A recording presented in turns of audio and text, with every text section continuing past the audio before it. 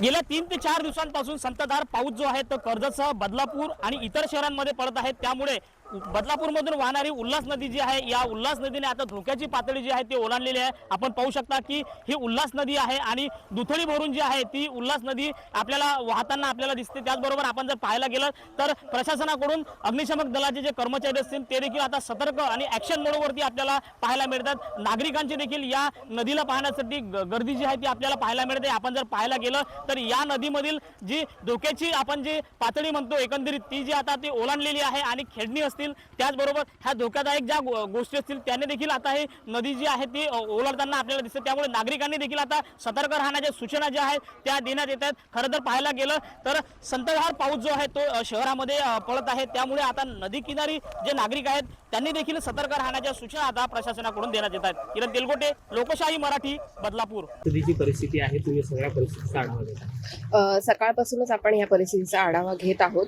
मगाशी जर आपण बघितलं तर साधारण 1 तासाआधी तर जी धोक्याची पातळी होती ती गाठत होतं, पण आत्ताची जर आपण सध्या आत्ताचे वाजलेत 9 सकाळचे तर धोक्याची पातळी ही उल्हास नदीने ओलांडलेली आहे। कुठेतरी जो रायगड जिल्हा कर्जत ह्या साईडला जो पडणारा पाऊस मुसळधार पाऊस आहे तो कुठेतरी आटोक्यात किंवा कमी होत नाहीये आणि त्याच्यामुळे ही पातळी वाढत चाललेली आहे।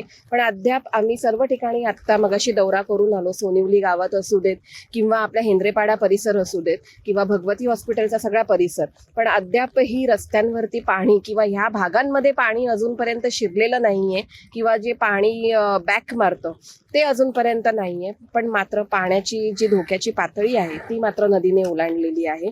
सगळ्याच बदलापूरकरांना मगाशी पण आवाहन केलं, आत्ताही पुन्हा मी तेच सांगेन की तुम्ही घराच्या बाहेर येऊ नका। आपण जर इथे बघत असाल तरी लोक पाणी बघायला येतात, तर कृपया तुम्ही घराच्या बाहेर पडू नका।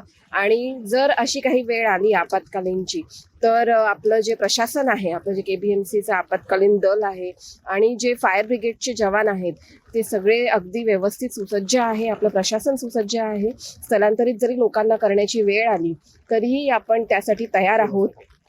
व्यवस्था करून ठेवलेली आहे, त्यांच्या खाण्यापिण्याची असू देत, त्यांना सुरक्षित जागेवरती नेण्यासाठी असू देत।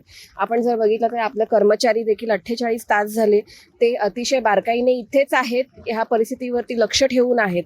आपल्या नगराध्यक्षा मॅडम असतील, आमचे CO साहेब असतील, हे पण सगळे ठिकाणी फिरून या बदलापूर शहराचा वारंवार ते आढावा घेतच आहेत। त्याच्यामुळे प्रशासन अगदी सुसज्ज आहे कुठलीही परिस्थिती हाताळण्यासाठी। लोकशाही मराठी ऐका, पहा, जागरूक रहा।